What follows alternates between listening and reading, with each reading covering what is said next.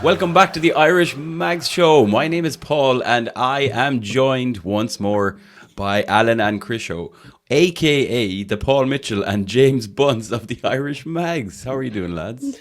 Not too bad. How are you? Been a while since it's just been the three of us. Yeah, I miss you guys. Yeah. I miss you guys a lot. Back to normal proceedings. The reason now I'm calling you, the Mitchell and Bunce there, lads, is, so that would make me Eddie Howe. So I just want to make a statement, as being host of this pod, as long as, I'm able to do the things I want to do and continue working my way, and as long as things are, everything will be fine. Okay, just a word of warning for the two of you if you start to get and this is the last episode of the Irish Mags. And as Paul Mitchell will say, "Hey, let's talk at the end of July. See where we are." Yeah. Just don't rain in my parade, Krisho, and we'll be fine. No. Excellent. Well, on this week's pod, we're going to have a chat about a few topical things in the Newcastle United community. We'll chat a little bit about pre-season, a couple of things around ticketing and balloting, and we, of course, are going to have a discussion about transfer activity or lack thereof, depending on how you view things. A lot of impatient fans out there. And then for our spotlight, we are going to have a chat about the ones that got away. Basically, some of our former players who we feel may have moved on a bit prematurely or left us and went on to do bigger and better things. And we might even sneak in a few transfers that we just never did get over the line. And looking back, we might have an element of regret in and around that. And finally, I'm told, folks, that for the first time in a little while, we have the return of Krishow's bad take of the week. Yes. I'm excited, Krisho. I'm very excited. It's been a while. It's been a while, yeah. Lads, it's been a while since just the three of us. We've had loads of guests on. People are queuing up to join the Irish Mags Show podcast, obviously, as we know. The good news is we're going to have plenty more of them to come over the coming weeks, so do keep your eyes peeled. But in the meantime, guys, just wanted to check in how your pre-season is going. Alan, are you surviving okay? I suppose we've had that pre-season friendly against Hull. Debatable whether or not I should ask if you paid for it, because that also caused a few ruptures when the email came out. Well, I officially paid for it. I did pay for it. Yeah, I had to. Didn't want to be running the risk of having to search online for some lad to be holding his phone out watching his match. So I said, it's a tenner. It's 5 games for €10, so it's well worth it. So just bit the bullet and got it. So it's not the end of the world. Yeah, I suppose in a way, it's kind of irritating. I think probably the most irritating part of it was that email was sent on the day that everybody was awaiting the outcome of the ballot for the Southampton game. So everybody got an email at about 4:00 thinking it was about a ticket, and it really wasn't. It actually rubbed a lot of people up the wrong way.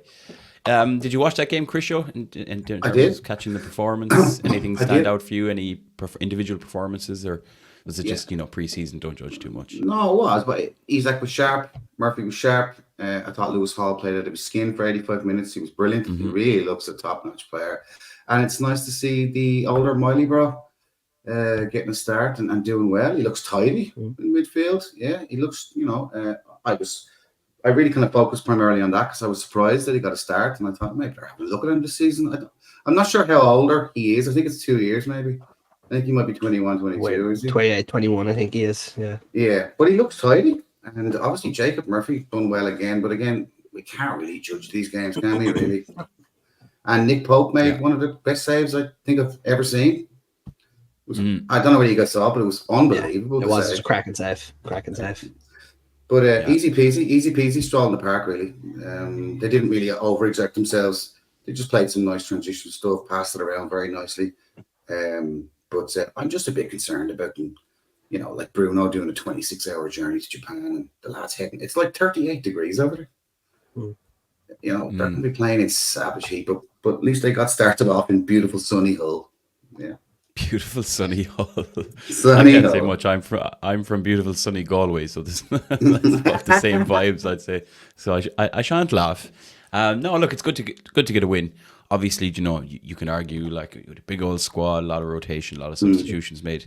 Nice to see a lot of the younger players as well getting some minutes. Colin Heffernan, notably, we saw coming on. And do you know what? He's a bit of a unit. Like he's a big lad. I mean, like he's a big lad. You can spot him in a crowd. So it'd be interesting to see how Eddie Howe rates him. Obviously, we've seen Alex Murphy breaking into the first team. It did trigger me, lads, that when they announced the match. The graphic with the player names, you could see they'd clearly labelled J. Miley, and then it just had Murphy, and I was like, why doesn't it say J. Murphy? Because like even though Lewis Miley wasn't in, they were clearly distinguishing it. Justice for Alex Murphy, lads. Where is he? Where is he is a good question. I'm getting a little bit worried because he hasn't shown up. He's not in Japan. He's not been there.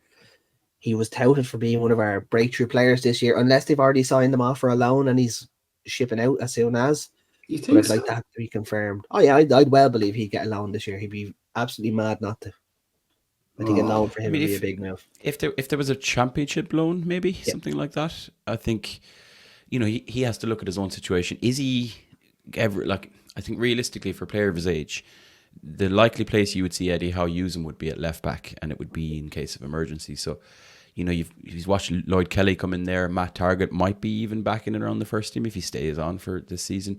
Lewis Hall, as we've seen and as we said, and of course Dan Burns. So, you know, if he has an opportunity to take a full season of first team football like that, Absolutely. that has done many players wonders. So, wouldn't be against it, even though of course, you know, we'd be slightly unhappy because we want to actually see him in a Newcastle kit. Yeah. But like you said, can't blame a guy to go out and get some first team football, and he definitely has a future. Whether it's at Newcastle or not, you hope it is, but he definitely has a good old big future ahead of him as well. Well, and there's somebody that we discussed a couple of weeks ago when we were all back together. Shit stick of the year. He still hasn't left. The wee man, Ryan Fraser. He still hasn't left. Southampton are glorifying online socials, saying how much they want him back, and the fans want him, the manager wants him. But it looks to me like genuinely he's going to stay for the last year of his contract and just claim the 2 million or whatever. Devil's advocate, right? I'm going to play the devil's advocate here. Imagine you were offered a job on half your wages. Would you take it? No. Exactly. No. It's you have to look at it. Like, football's a very short career. He's on a stupid amount of money at Newcastle. Let's be very honest. He's on ridiculous money for what he offers. Why would he, without Newcastle sweetening the deal for him, why would he do something to help us? Because he hasn't been treated very fairly by the club. He hasn't treated us very fairly either. It's a two-way street. He was a cock to us. We were a cock back. So why would he do us a favour now? It's the only way you can look at this. I don't understand why this thing of footballers like, I should do this for the club. Why? He didn't grow up being a Newcastle fan. He didn't. He's an employee. He's an employee. Yeah, he's an employee at the end of the day. So I don't understand that whole mentality of he should do it for the good of the club. No. There's one person that man's looking out for, and it's himself. And I have to say, if I was in that situation, I'd probably do the exact same myself. So it just really depends on if does Premier League football isn't going to be there for him for that much longer. So, you know, Southampton are a club on the up, hoping to avoid relegation. So maybe there'll be some kind of compromise at some point in terms of, hopefully, as you said, the club, maybe Newcastle covering some of that wages or whatever it is. Because I don't think we'll be seeing him play for us next season. But there's a few players like that. We saw Jamal Lewis was playing against Hull, right? I mean, he's not even had a look in. Another left back floating around there. So there's definitely still some legacy players hanging around. And yeah, the next few weeks are going to be really crucial. Not only for players in, but obviously, as we said, players going out. We still haven't seen any other players actually leave. There's a lot of talk since the weekend about Almiron, of course. Trippier's name is still popping up. Callum Wilson apparently has now managed to injure his back to add to his laundry list of injuries that he has had in the past. So it's unlikely he'd be going anywhere either. But I think whatever about incoming transfers, we know Paul Mitchell has just come in. That might have just slightly delayed things while everyone's figuring themselves out. But you'd still like to think that we'll be able to offload a couple of players, not just, you know, for trimming down the squad size, but also for PSR and financial reasons as well. So maybe in a week or two, when we're sitting here, lads, we'll have something to talk about. But for now, there doesn't seem to be too much movement. And we'll come to incoming transfers in a little bit. I'm a bit upset, lads. Oh, we have just recently had our first ticket ballot in a slightly new system. As we know, we've talked about this in previous pods. So they've overhauled the ballot system. They took a lot of feedback on from fans. So it's kind of basically, it's similar enough, I would say, but you apply through your ballot. Then if you're successful, you find out, you get an email, and then you have 48 hours to sort yourself out with a seat. And it's all a bit upside down, I would say. However, I'm upset because I didn't get any ticket in the ballot. My flights are booked for the Southampton game. And yeah, I'm a bit on the edge. Now, I'm probably still going to go. Flights are booked. weekend is there to be had. Worst case scenario, maybe the stack is open, and Yeah. I can go in and I can take that for a test drive on behalf of the Irish Mags and see what the points are like, lads. I'm willing to do that. That's the kind of guy I am. Yes, you are. Selfless, some might say. Yeah. Wow. This is just, look, guys. This is what you're dealing with, lads. You know, Yeah. you're in the presence of greatness. You're So a professional drinker. if there's any if there's any listeners out there that happen to stumble across a ticket, please come my way. But I know you two lads are going to be heading on your travels as well the week before, lads, because the two of you, I believe, are going off for a lovely romantic weekend for the Sella Weekender.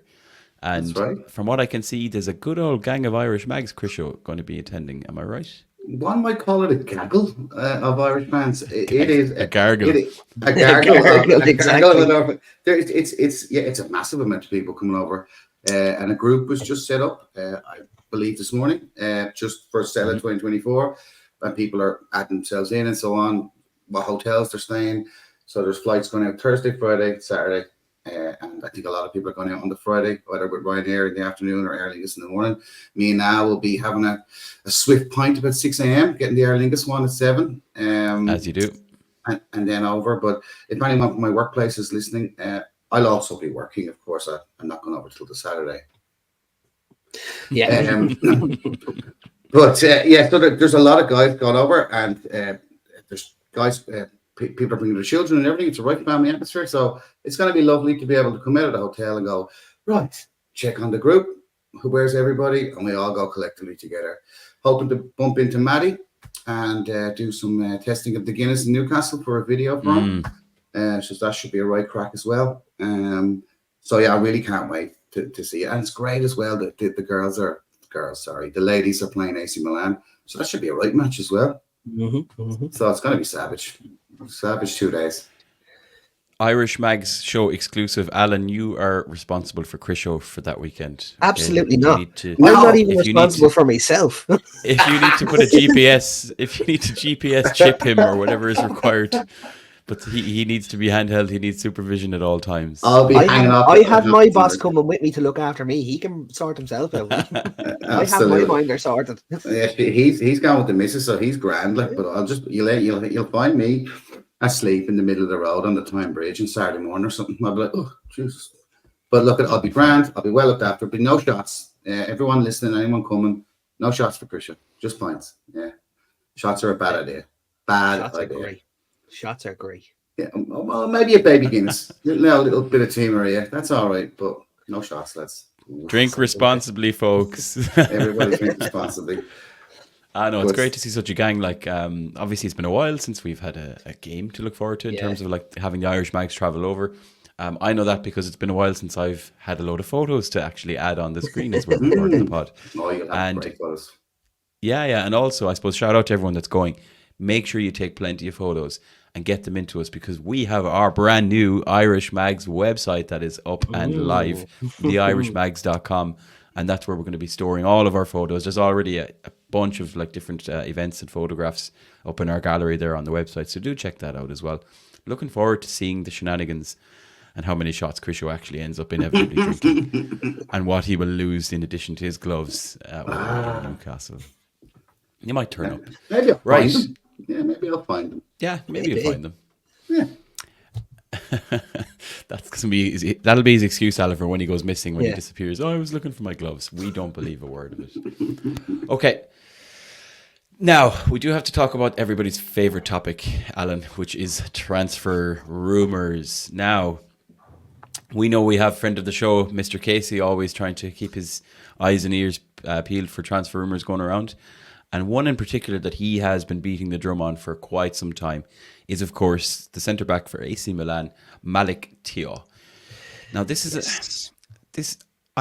I'm starting to reach a point where, you know, transfers are complicated, wages are complicated, contracts, agents, etc., etc. But they don't take 2 years to materialise. They don't take weeks and weeks and weeks and weeks to get over the line. We've seen a lot of other Premier League clubs making very quick signings, out of the blue signings. So the longer something like that drags on, the more I'm inclined to think maybe this actually is a non-runner. But Alan, I'm curious to hear what you think. I do see where you're coming from, but what I have heard, and I'm in the know, you know yourself. It's not. It's what I read on Twitter. Basically, Mitchell came in saying the deal that we had already not struck, what it hadn't been agreed, but it had been the deal that Newcastle were going to go to the table with, and Mitchell said absolutely not. That is terrible, terrible brinksmanship. I'm going to have a look at this myself, and I'm going to redo the deal. So that's basically what we're in now. Instead of it being day 6 of this deal, we're pretty much into day 2, where Mitchell is looking down, going, "I'll give you this, this, and this at this, this, and this," and they're still at the negotiation table. I do think it'll be done. Yeah. There's no smoke without fire, as they say. It's been rumbling on for just that little bit too long. They're not going to walk away from it now, unless, come here, AC might turn around and say, "No, this is what we want," and Newcastle might say, "Well, then you're not getting it. See you later. We're out of here," because we have to be seen as hard negotiators.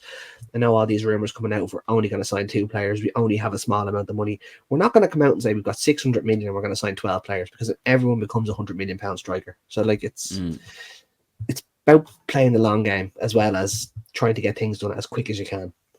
It's trying to keep everyone happy, and you end up keeping nobody happy, and that's exactly where we are at the minute. Everyone wants signings. Everyone wants to be the best team in the world. We're not going to get our way instantly. And Milan signed a replacement centre back, didn't they? They brought someone. Pavlovic. Yeah. Right. Okay. So that's kind of adding more fuel to the fire that they're going to let somebody go out. But I still have a feeling Tomori is part of this in some shape or form, and I don't know why. But you know, we talked about this before, how Nico Barella's name was thrown around a lot last summer, and then Tonali just landed in out of nowhere. So I don't know. Remains to be seen, I guess. But there's something is happening. We seem to have good dialogue, at least open dialogue with AC Milan. And again, we've spoken about this before. Italian clubs often might be in need of a bit of cash, and they're not unwilling to cash in on their biggest assets. So Q when Rafa Leao rocks in, and we've got 3 top-class left wingers, and we haven't a clue what to do with them all. Yeah, well, the big one, I don't know, Al. Just maybe it's just today, but the Borussia Dortmund forward Moukoko. I mean, Moukoko, that's potential. Now that's his agent, and I think it's his agent talking. We're talking to clubs in Germany, we're talking to clubs in England, we're talking to clubs in France. I think his agent is stirring that pot as much as he can. But if there was even a semblance, if we could get him in and say to him, "Look, you will be second choice to Alexander Isak, but you will get an awful lot of chances." I think he scored 5 goals in 412 minutes in the Bundesliga last year, which is mental for like a 19-year-old. So like, no brainer. If you could get him in, absolutely dive on it, because he's going to be very, very good. But I do think he's going to want to go somewhere to be the big man. Right. Yes. That strikes me as he's going to go to Lille to replace Jonathan David when Jonathan David gets his move. That's where I can see him ending up. To us? Jonathan David gets his move to us? Well, it is another name on the list, Christian, right? That Jonathan David hasn't really gone away. Again, very talented striker, has an excellent goal record. We've spoken about him before. He, one of the big things that stands out about this guy is, yes, he's played Champions League football. He's played at the top level in France and internationally as well. But he also is an available player. He played over 40 games last season. We need players who are available and not so injury prone. Yes. I don't know if the rumours have gone quiet on him, but it did peak about a week and a half ago, Christian, maybe, for Jonathan David. And now maybe there's, again, are we just rethinking things, or is it all smoke screens as usual? Do you see anything in the Jonathan David or any other strikers that have been catching your eye? Or I suppose Steve Nixon has been ringing you about to ask you your opinion. He is. They missed out on Garasti. But he said it wasn't his fault, because he said he was waiting for Paul Mitchell to come in. So I don't blame Steve. Steve's a good guy. But this Garasti guy, I think that would have been a very, very cheap, brilliant investment by the club. I think it would have been like a mixture of Demba Ba and Papa Cisse. Delightful, would have fitted in very nicely behind Isak as the second striker. But like Alice said before, all strikers are going to cost 50, 60, 70, 80 million pounds. And I don't think we're going to do that this summer. That amount of money I want. And now if we do, don't get me wrong, I'm wrong. I've been wrong before.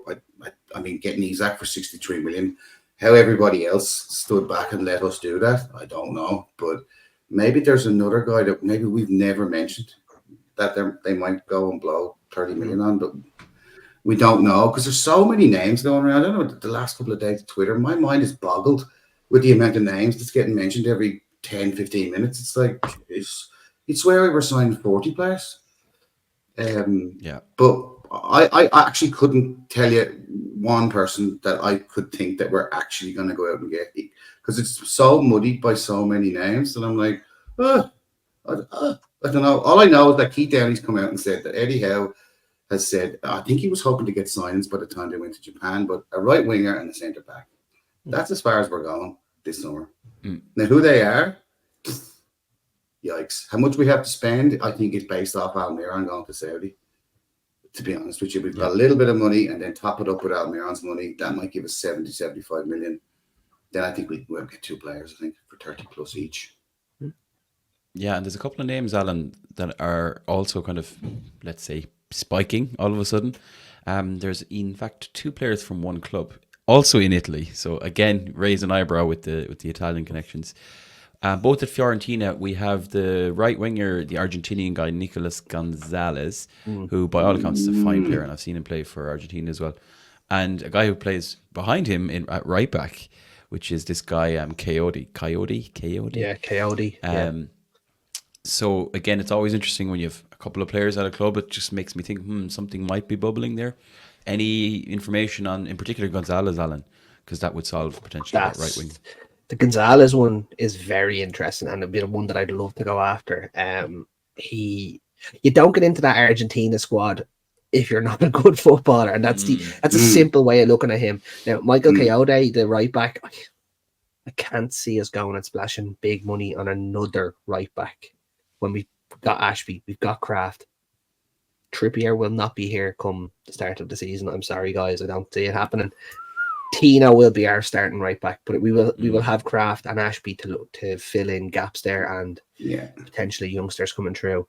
Can't see us going out and spending on another right back, but Nico Gonzalez is one that did pique my interest when it came up, and the reason I really liked it came from Italy and came from a couple of different sources in Italy. Whereas if it had been Lee Ryder or the Mail saying it, I would have been like, that's been leaked to them to get them off the trail of someone else. So the fact it came from Italy, I like it a little bit more, but I did have a deep dive in the skills compilations on YouTube. He's basically the second coming of Messi, so looking forward to him signing for Newcastle. No pressure at all there, Nico. Is he a young guy? Is he a young guy, is he? 23, 24. I think he's ex-Barcelona as well, isn't he? Yeah, he's. If my memory serves me correctly. It's an exciting name to be linked with, and it's one that kind of slightly came out of nowhere in terms of all of the obvious targets that we've spoken about over the last few weeks. That one kind of just popped up, as I said, out of nowhere, as it did with Coyote. So, yeah, it'll be interesting to see. Alan's making a big call on Trippier there, and there was a photo circulating of him in the airport, and people got awful excited about it, even though apparently he's just on his holidays. It's an interesting choice of where he's on holidays. On that, who goes on holidays with the head scout of a Saudi Arabian football club as their window opens? Crisho probably does. Yeah, do you know what I mean? Other than Crisho, of course. Yeah. Standard behavior. Hang on. It seems. Hang on. Nico Gonzalez is signed for FC Porto 7 hours ago. Where'd you get that from now? What? Where is your sources on this? It's put up by his PR team. He's expected to sign for FC Porto under the new direction of Vitor Bruno, the new maestro of the Porto midfield. Well, that's that. I'm looking here, and it's still saying that we are favourites to get the man signature. Okay, interesting. Okay, well, are you looking at the right Nico Gonzalez? Are you looking at the Spanish one? Hang on. It could be another one. There is. There's a Spanish and an Argentinian one. It's the John Smith of Argentinian football player names. Wait, hang on. Okay, everybody listening, forget what I said. Lol. Okay. No. Crisis averted. Crisho's just trying to totally throw the cat among the pigeons there. Thanks, Crisho. And outside of that, lads, the names have kind of dried up. There was this talk about Oscar Bob and Rico Lewis, but I think people were kind of putting 2 and 2 together in terms of Bruno going the other way. So that's kind of died down. we were all talking about kind of different centre halves. Antonio Silva, again, that's gone very quiet. That guy Arthur Mello's name had popped up, who used to be at Liverpool. It was a totally random one. I still maintain we're probably in a similar situation in terms of last summer when we signed Tonali. I think that our big marquee signing is quite possibly going to be a player none of us expected or spoke about. And even if we don't get the chance to speak about it on this podcast, I suppose only time will tell, and we'll try to be as patient as we can. But it's tough because you see a lot of other clubs busy, and you kind of want your own club to be busy as well. So let's see what the next few weeks has in store. Speaking of signings, lads, and the like, we've talked a little bit about incomings and outgoings. We wanted to do a little spotlight and take a little walk down memory lane for some NUFC nostalgia. So this week's spotlight is going to be about the ones that got away. Some of our kind of favourite players who we feel maybe didn't get their chance at Newcastle, or maybe left too soon or too early, and or went on to do bigger and better things after they left Newcastle. And I think this has definitely triggered probably what we've already seen for Yankuba Minta, who has started life at Brighton very, very well. This is definitely causing some pain and anguish for Newcastle fans. Big money move to Brighton, obviously, has already scored in 2 pre-season friendlies, I believe. Good finishes. And yeah, we're all secretly hoping that this doesn't turn out to be one of those ones that got away. But early signs are we may feel like that very, very soon.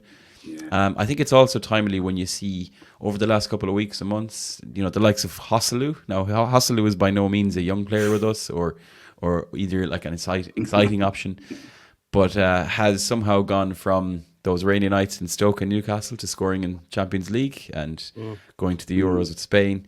I think the same can probably be said for Iosi Perez, who obviously, had a good old career at Newcastle. To be fair, we got a good bunch of money for him when he moved to Leicester. But there's one player I wanted to start us off with, Krisho, who I feel definitely fits the profile of a player who didn't spend that long at Newcastle, who looked quality, who I would have liked to see stay on longer, and has since gone on to bigger and better things. That player is Mikel Merino, who, as we speak, is very heavily linked with a move to Arsenal. And we will have also seen he scored that goal in the final for Spain in the Euros. So, just in terms of like his time at Newcastle, from your own memory, Krisho, he's a centre midfielder. I was very aware of this player, largely because of Football Manager before he signed. But a very strong, technically gifted midfielder, and looked by all means to be, a cracking signing for us, but didn't stay, and that was a shame. Well, I mean, Rafa brought him in, right? He came in from Real Sociedad, and no, he came in from Dortmund, or was it Dortmund? Rafa kind of brought in some good players, and I thought, right, this young man looks quite tidy. He doesn't get a Spanish mini Gary Speed. Tough actor, good passing. You know what I mean? He kind of drifted around the place. Very, very tidy. I thought he was going to be like 5-10 years here. Proper Newcastle lad, stayed the whole time. But I think he only scored 1 goal, didn't he? He scored a goal from a corner, didn't he? Because I remember when he scored in the semi-final, somebody put it up on Twitter. This is the goal he scored for us. Kind of similar with the head anyway. But it was kind of bizarre. I thought it was the fact that he'd he'd become kind of homesick and wanted to go back home. He signed for Real Sociedad. Maybe I got it wrong. He went from Newcastle back to Sociedad, right? Okay. But I think this is when everything was there was a little bit of hope after everything crackling and falling apart. And then there was certain players that we were signing, thinking, right, we're getting this right here. This is tidy. And then obviously Rafa didn't really get what he needed and what he wanted, and it all kind of slipped away. We were really just coming up to that brink of hope of kind of like, oh, well, maybe we're turning the corner here. And Mikel Merino going and leaving was another one of those little mini heartbreaks where you think, no, man, we're not holding on to anybody. We're not really doing that. We're not going to build it. We're not going to build a young squad here. But I don't know, Al, do you know what happened? Paul, do you know what happened? Or was it just that he went back, or we got a good offer for him? Or? Just got homesick and wanted to go home. It's understandable for a young man on his own.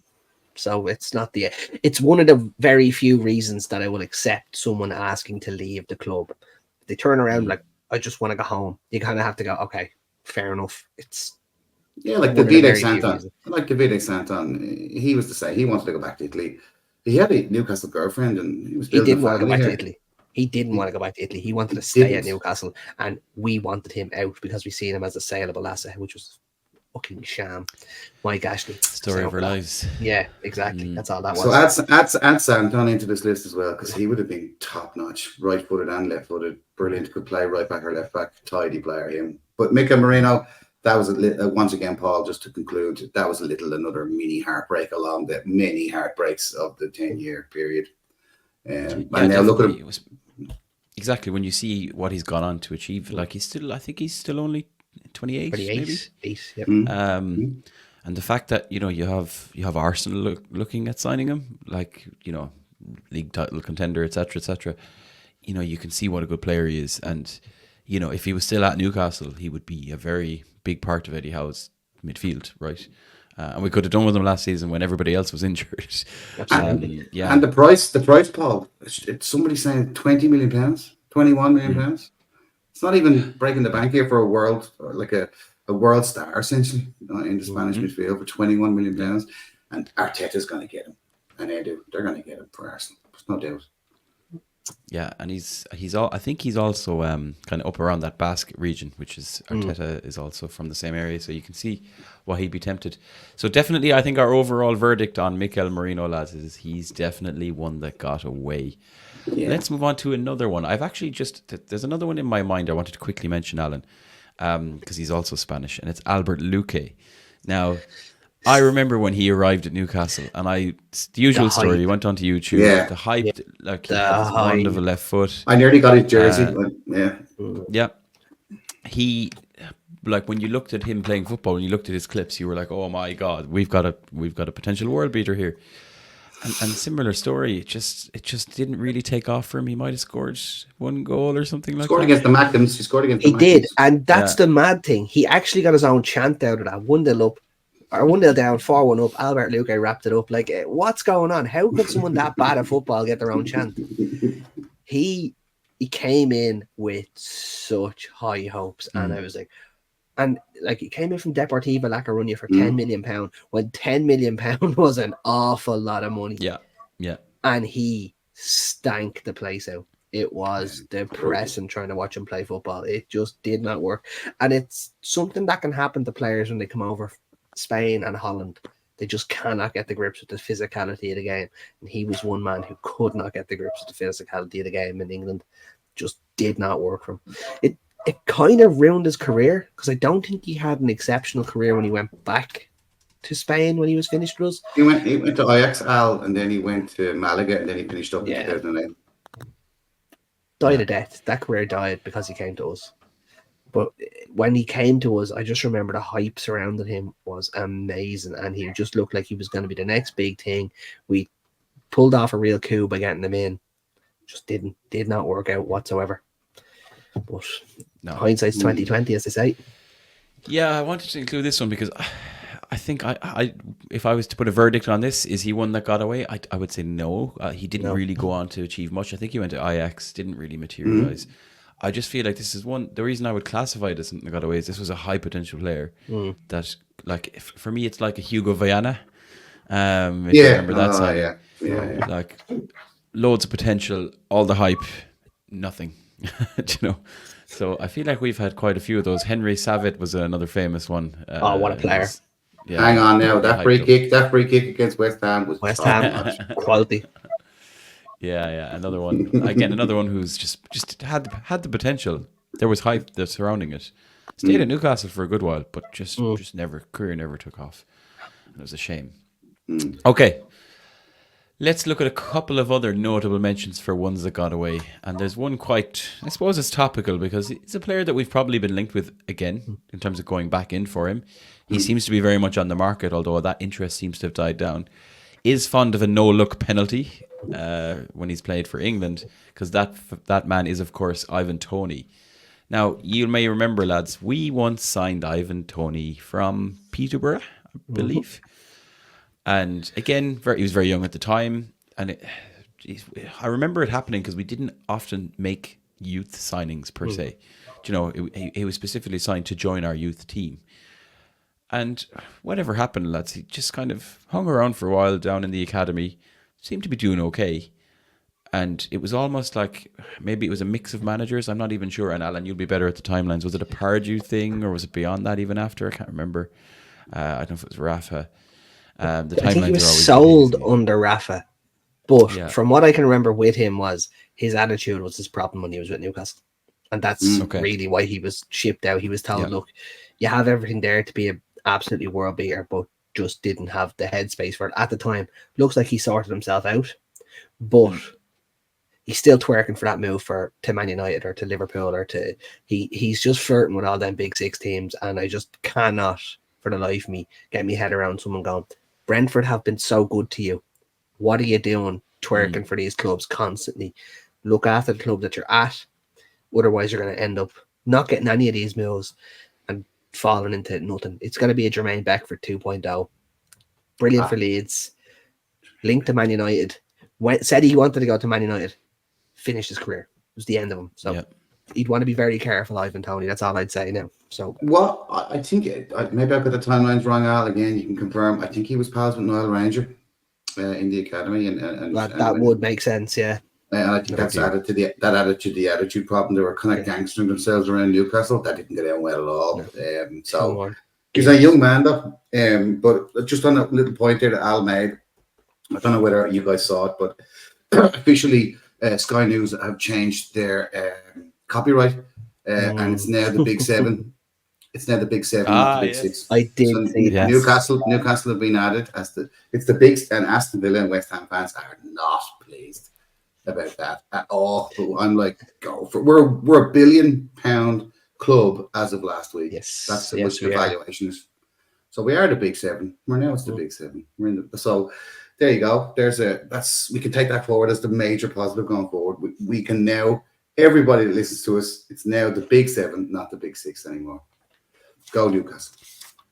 I'm fully on board with that. I was often wondering, like, what is that like? Obviously, it's a kind of a phrase that's thrown around, but it's been around for a long time. You know, it went from Big Four to Big Six, Big Seven. For some reason, I feel like there needs to be even numbers, but the Magnificent Seven. Too much. The Magnificent Seven.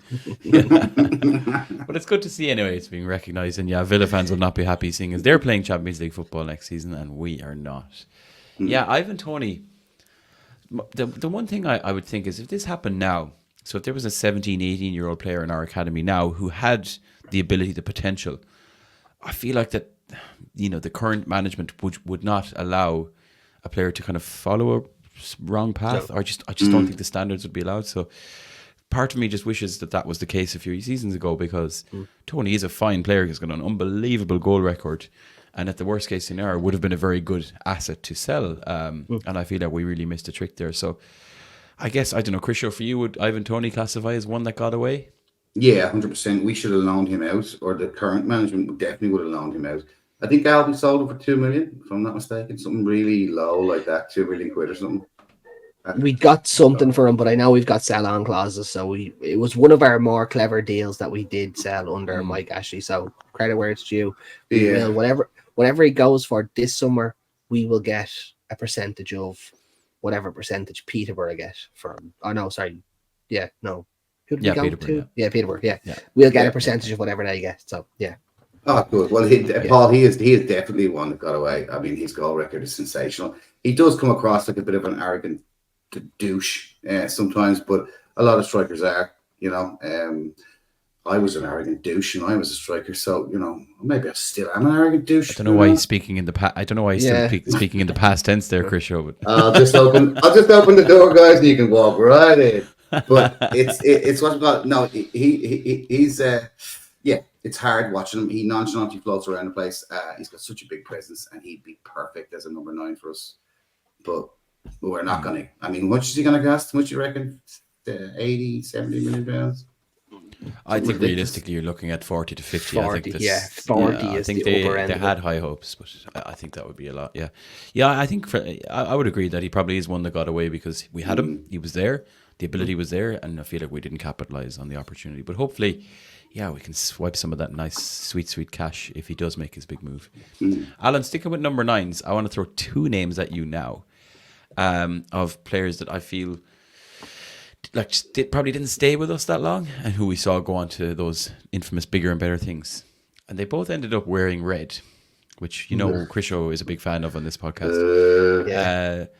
So one is obviously a big name in the Newcastle history books, which is Andy Cole, which is obviously, he would have moved to Man United. It was a British record signing at the time, I think. Naturally, we know what happened later when we went and signed Alan Shearer, but I think at the time a lot of people were very unhappy that Andy Cole left. And then just sticking with the number 9 and that theme, linking it to Manchester United, Louis Saha is one I wanted to talk about. Because I actually remember we loaned Louis Saha, I think, in from Metz or something. Yep. And he was quite young, I think. And then you look at him and you kind of see, okay, he went on to play good few different Premier League teams. Yeah. But in particular, a very successful spell at Fulham, which led to a big move to Manchester United.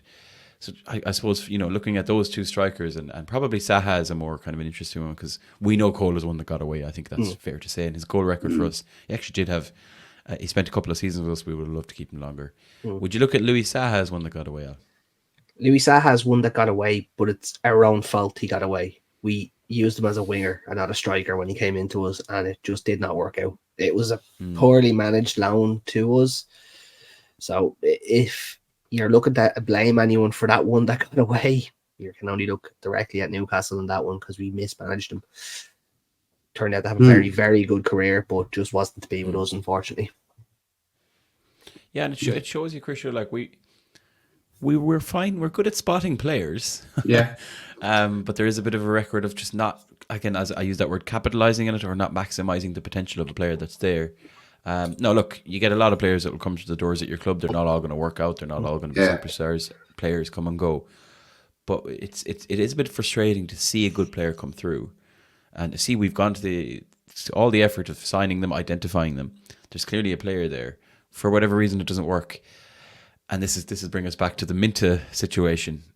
When they go and work out elsewhere, it is frustrating, especially the way Louis Saha, in terms of Premier League goal record, he was up there with some of the best. Well, I mean, look at the positive here, right? Let's start off the new season positively because I'm going to go dark later on in the season. But what we've got, at least we've got a management structure now that is not going to let this happen. I think letting Minta and Anderson go really affected Eddie Howe. He absolutely didn't want to do that. He really wanted to work with these two players and build them up. But look, it's a business. Like we keep saying, football's a business. You have to manage your books, right? But there's one more just on Saha because he definitely was one. You're right, Al. We didn't manage him properly. He went on to have a great career. There's another one that kind of when you mentioned Fulham, it triggered me. Is Mitrovic? Mitrovic came out with a great scoring record. I thought he was real kind of like Serbian Alan Shearer, but it just didn't work out again. He did score a couple of goals. He supported Newcastle as a kid. I thought we were definitely on a winner here for 5 or 6 or 7 years with this striker. And then he went on to Fulham and he scored loads of goals. Why couldn't we get that out of him? Same with Zaha. It's like as if we're bringing in. I think that the great thing and positive thing for everybody here is now we have Paul Mitchell and Bunce and Howe and a real good setup. We're actually going to bring in players that are going to fit into our system, the Eddie Howe system. We're not just going to buy in players based on just pure potential because they need to fit in somewhere, and I think we've got the right people in there. So I think we're going to see this less and less, losing out on players. We won't need to do a podcast like this where we're talking about players that got away because we'll have kept them. And if we're going to let them go, it'll be our decision to sell them for an inordinate amount of money like we've let. I mean, Minta didn't even play for Newcastle. I didn't even see him wear a Newcastle jersey. No. I don't think he ever wore a Newcastle jersey. I don't think he ever set foot in St. James's Park. And people are up in arms that he scored 2 goals. One against Kashima Antlers. If I put a gun to everyone's head and told me, who the hell are Brighton playing today? Every single one of them would have gone, I haven't got a clue. But they're all up in arms because he scored a goal against some second division Japanese team. Lads, it's pre-season. Relax. It's a player that never played for us. Relax. It's someone who we made a £26 million profit on. He never done anything for us. Troy Parrott had the same amount of goal involvements as Minta did last year in Holland. Are we going? So you're saying we should sign Troy Parrott? That's exactly what I'm saying. Get out and get Troy Parrott. Get the man in. No, look, it's fair. It's reactionary, I would say. Yeah, that's all it is. Everybody knows, we may look back on this. Minta could go on and win the Ballon d'Or. We may look back at this with a big bunch of regret. But ultimately there was no choice there. Nobody wanted to sell this player, but PSR forced our hand. That's exactly it. Would we rather be starting next season on minus 12 points? 12 points behind everybody the first game of the season, or would we rather sell Minta? We can do that by ourselves. We don't need any help with that, you know. Mental. Right. Okay. Let's sticking with that then. Just before we round off this section, because we did have a chat about a couple of players who maybe didn't actually play for Newcastle, similar to Minta, although he actually was contracted to the club. There was a couple of players who were going to say they're ones that got away because we just didn't get the transfer over the line. So there was times in the past. Now, we'll all have fond memories of being repeatedly linked to Tranquillo Barnetta every single summer, among other names. But if we look over kind of the last 20, 25 years, Alan, there are a couple of players, I think, who, you know, we were rumoured to be very close to getting a deal over the line. And for whatever reason, the deal didn't materialise. And we then saw those players go on to do incredible things. And maybe this is echoes of the famous story about Blackburn deciding not to sign Zinedine Zidane because they had Tim Sherwood. So any names there that are jumping to mind? I think you have a couple of regrets there, have you? I know Krisho's going to be annoyed when I take this one off, but the Luka Modric one is just bananas. Luka Modric could have been a Newcastle United player, and we thought he was too small for the Premier League. Like, That's mad. Did he go to Tottenham then after that?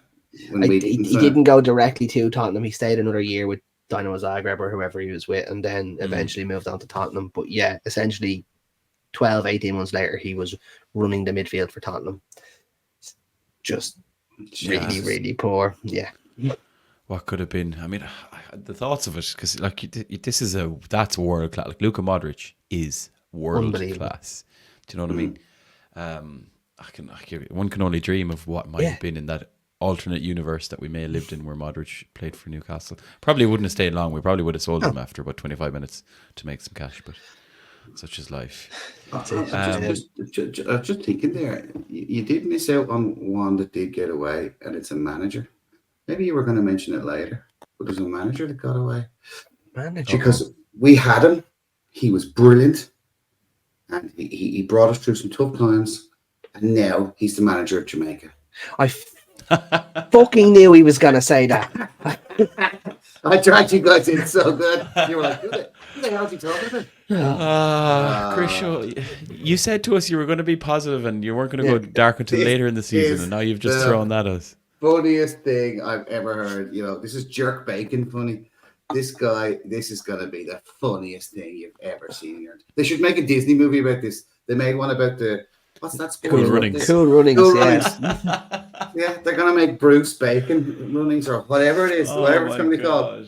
But this is going to be top notch. I was just thinking, people that got away, people I know that Al loves and thinks about a lot. In fact, if you peel back that wallpaper behind him, it's all Bruce. Yeah, it's a mural of Bruce back there. That's exactly what that is. I wish Steve Bruce all the best in his new managerial appointment, which looks set to be the Jamaica national team manager. Should be entertaining to say the least. I love the Cool Runnings reference as well. It's actually perfect. Now, another name popped up as well, Alan, in terms of signings that we nearly made. And I actually wasn't overly aware of this until you mentioned it yourself. And that was Dele Alli, before he also moved to Spurs, when he was at MK Dons. Yeah, I didn't know how close we were. Yeah, we had a bid accepted, but he chose Tottenham over us. And that was actually Paul Mitchell who got that deal done. So, sign of things to come, fingers crossed, and all that jazz. Yeah. Full circle. But, I said to you, Al, wasn't it? It was 5 million we could have gone. Yeah, £5 million. And just to put Dele Alli in perspective, he has more goals and assists at the age of 21 than Jude Bellingham had. And Jude Bellingham is supposedly the best footballer to ever grace a pitch. So they play in the same position. They're both very, very good. One of them is now struggling to get into an Everton team, and one of them is now potentially the best midfielder to ever grace a football pitch. So it's not saying it's the English hype, but you never know what's going to happen. He was incredible in that Tottenham team. Like he scored a goal for Tottenham. Yeah. There's a goal he's got where he flicked the ball over 2 players' heads and just smashed a volley from just outside the box. And it was just the most technique I'd ever seen on a football pitch where I'm going, that's a child playing football in a Premier League match. It's like watching someone in a park on a Premier League pitch. You're taking the mick out of them players who are seasoned professionals. Shouldn't be doing that to them, but it's funny to watch you do it. He was so good. Yeah, I think he's one that got away as well. Yeah, 100%. Again, when you saw what he did at Tottenham, should have been us. So again, we can only live in regret and think what could have been. Modric and Dele Alli, that would have been nice for a while it lasted. Right, I think that probably wraps us up, lads. Any other quick names? We can give some honourable mentions. I think I have one that I want to mention, and it's gonna lead back into what I think is gonna happen with the under-21 team this year. Okay, Bobby Clark. It pained me so much at that man went to Liverpool, but now his dad is linked to being the under-21s manager. Lee Clark is linked. Dawson has left. Yes, Lee Clark is tipped to be our new under-21s manager. If Clarkey comes back in, what's to say we won't try tempt Bobby back up to the northeast? Which would be great as well. Like he's very, broken into the Liverpool team. Particularly in the cups, I think. Yeah, that just shows you the neglect, I suppose, with some of those youth teams. Like they're like, as far as I'm concerned, like no Geordie should be going to another club. Like there's no need. Do you know what I mean? It's insane. Like it reminds me of Michael Carrick. I could never figure out how Michael Carrick, a Newcastle fan, ended up down at West Ham. Like how do we miss that? You know, we all know the Man United youth prospect Shola Shortire. Yes, he's also a Geordie. Yeah, Geordie, Newcastle fan, came out of the Walls End Boys Club. I in my head, the Walls End Boys Club should have first refusal to Newcastle. Yeah, that should just be part of it, like logically by default. Why? Yeah, why are we not going? Okay, you're clearly the best talent production club in the Northeast. Let's have a little affiliation going on here. That's just an easy win for us, but we still haven't got that set up. It doesn't make any sense to me. But I mean, didn't Shearer come from the Walls End Boys Club, and then he went down to Southampton? I think. Yeah. If you look at the players that came out of Walls End Boys Club, it's Chris Waddle. It's an amazing list. Yeah. And Elliot Anderson is also another player who potentially, in years down the line, could have been another one that got away from us as well for other reasons, as we've said, which is PSR. Oh, he got injured, by the way. Just an update there. Yeah, he got injured now in the first half of the fairly nasty ankle injury by the looks of things as well. Yeah, hopefully it's not too serious because we all like him, we all wish him well, and obviously he's helped us to stay compliant within the PSR framework. Okay, let's wrap it up there, lads. Folks, if there's any other ones that come to mind, make sure you shout them out in the comments below, of course, as well as doing the all like and subscribe, etc., etc., etc. Now, lads, before we wrap up this week's show, Alan, unfortunately, it is the return of Crisho's bad take of the week. And we'll give him the microphone, I suppose, begrudgingly, and see where he goes with it. Listen. They're not going to get Al Williamson shaking his head furiously bad yet. That was a very long descriptive there, but it's essentially, and then you, Paul, look into the heavens. Okay, so Al shakes his head, you look to the heavens, and then everybody that I meet, water is wet, from Irish flags goes, where are you getting these from? I'm getting these from the group. That's where I'm getting these from, right? Okay, the bad take of this week, but I don't want it to be negative. But look, we're not going to make any signings. All right, now, everyone just needs to take a deep breath here. The signings are going to be made in January. We're not going to make any signings this summer. We might bring in a centre back because Lascelles and Botman are still, even though Botman's on the grass, I don't think he'll be coming back to play the first team for a while. So we're going to bring in a centre back. It's going to be on a loan. It's going to be a good player, don't get me wrong, but it's going to be on a loan. And everyone's hanging around looking for, when are we going to make a signing? When are we going to make it? Just forget it. We're not going to make a signing. Eddie Howe knows this. He's already been informed of it. We can't do it unless we get money for Trippier and we sell Almiron for an extortionate amount of money, like, I don't know, £25 million to a Saudi club. But that will really only give us enough money to buy one player. And we're all looking around here, unless, like you said, we're going to get surprised here with some magnificent right winger we've never heard of, or we never thought was coming. I have the the bad take of the week is that we're not actually going to sign anybody this summer. And that if we do, it'll be the last 2 days of the summer transfer window. As in maybe on loan or if we sell Almiron, we'll buy a right winger. But I think everyone needs to cool their boots now and just forget it and wait till January. Sorry. I mean, I've heard of glass half empty, but that's like, fuck the glass off the wall altogether. Yeah, that's just throw the glass on the ground. Yeah, a little bit, because why would we go and bring in this new sporting director whose specific role is recruitment for the future? Not really do anything? No. I said this to Chris Barnwell today in our group. If you make sense, you'll be thrown out. So don't be thinking like that. That's making too much sense, Paul. Sorry, I'll take it back. Yeah. Ridiculous. I mean, do you think that Paul Mitchell would have? How do I put this right? Let's look at when Murdoch was over in Monaco with Amanda, and they were sorting out some other bits. They obviously had a chat in Monaco, or just to get some references. Then they chatted to Paul Mitchell on his super yacht and got him to sign up to Newcastle. They knew what they were doing, and then they could shuffle off. Right? They've got it to £1 billion valuation, but they shuffled off. Do you think Paul Mitchell came in on the first day or second day or the week in Germany in the headquarters of Adidas and said to Eddie Howe, "This is what I've got for you. Here's the 6 players. Here's the 8 players I have. What do you think?" No. Or vice versa. I mean, did Eddie Howe go, Paul? I think the dynamic has probably been a bit reset because like timing is key here. But I'm just looking at it going, if I'm Paul Mitchell, right, and Paul Mitchell has been approached by many clubs. I believe he also turned down Man Red. Why would he take the job of being in charge of recruitment if the club are equally going to say, right, welcome in, you're going to be in charge of recruitment. We don't really have anything for you to do because we're not going to spend any money. No money. So if you could just go sit in the corner there and start typing up lists. He's working on the youth academy and he's working on the ladies team. Yeah, that's what he's doing. And then in I January, don't buy it.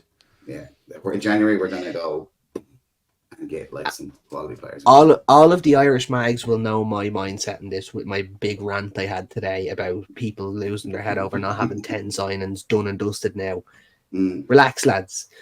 We have actual people in actual roles. It's not Lee Charnley trying to be the director of football, the tea lady, and Spider-Man all rolled into one. We've actual footballing people in footballing roles. It's terrifying. We're actually a football club now. We're not used to this. It'll take a good few years to get used to being a real football club, but we're there now. This is how real football clubs do business. They don't rush in. They don't go out and spend £62 million on a defender who has had 2 bids of £25 million thrown at him in the last week. They go in, they find the valuation, they try work on it, but then they only do deals that work for the club. They're not throwing money against the wall. We're being ran very well at the moment. It's very hard to look at because we want it done immediately. It doesn't happen straight away. No. Yeah. Rome was not built in a day, apparently, although I wasn't there. Chris Shaw might have been, but I wasn't. Hey, what not that old. No, I'm kidding. No. I jest. Yeah, look, I think the key here is patience. Because again, you equally don't want to be in another situation where we're bringing in players who either don't work out or they end up being ones that got away because they end up moving on or whatever. But look at got to sign the right players. The streams of money are coming in. Like, look at this new top, right? Yeah, this new coaching top, everybody. That was 68 bucks, nice. 68 euros, right? And it seems a bit kind of, if I'm honest, I thought that was going to be embroidered. It isn't. It's just kind of stuck on, like something you get in JD Sports. But hey, I didn't say that. But there's streams there. Somebody had mentioned, I think during the week on the group, why aren't we looking to get a sponsor of the tours in Japan and also a training shirt sponsor? So, but again, like you said, Al, everybody calm your boots. This is all part of the business deals that we're doing. I believe it's going to be PVH from Monaco, that conglomerate. They're going to be our training sponsor. That's already done and dusted. They just can't announce it yet. But look, stemming off from the bad take of the week, to bring this all to conclusion, that is a genuine feel. Not only there's kind of a part B to this where people think Eddie Howe should go and he's not, let him take the England job, we'll get somebody better. That's laughable. But that was also a bad take this week. And then also this week was, we're not going to sign anybody. And people are just running out of patience. They're just kind of like, well, if we haven't signed anybody by now, they're not going to be ready until the 4th game of the season or something, or it'll take them that long to fit in with Eddie. When did we sign Tonali last season? Was it July? Yeah, it was fairly late. Yeah. was It was fairly last late, week, wasn't it? It was last week, and a year ago. He started against Villa. He went right in there. So people need to, cool their boots. But lads, from our perspective, as the title goes, the bad take of the week is we're not signing anyone. We're the worst. And, there you go. Which is there's the exclusive. It's all over, lads. No point. It's all over. No. Now, fingers crossed, lads. We'll be sitting here in a week or two's time talking about more names and potentially more signings. So, yeah, I think we'll just keep an eye on Stella Weekender for now.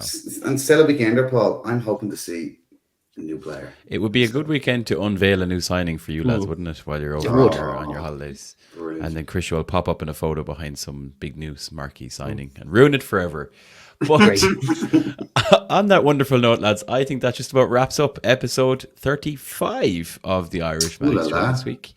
You can find links to all of our socials, etc., in the description below. And as we said, check out theirishmags.com, the new home of the Irish Mags, where you can see all of the podcast information, loads of photographs, information about meetups, everything you need all in one place, including a couple of blogs that we've also published on there with some guest authors in between. So check it all out. In the meantime, we'll say our usual end of show nonsense. How are the lads? Slán, go fall, and we'll see you all next week. Thank you, Alan. Thank you, Krisho, and thank you, listeners. Slán.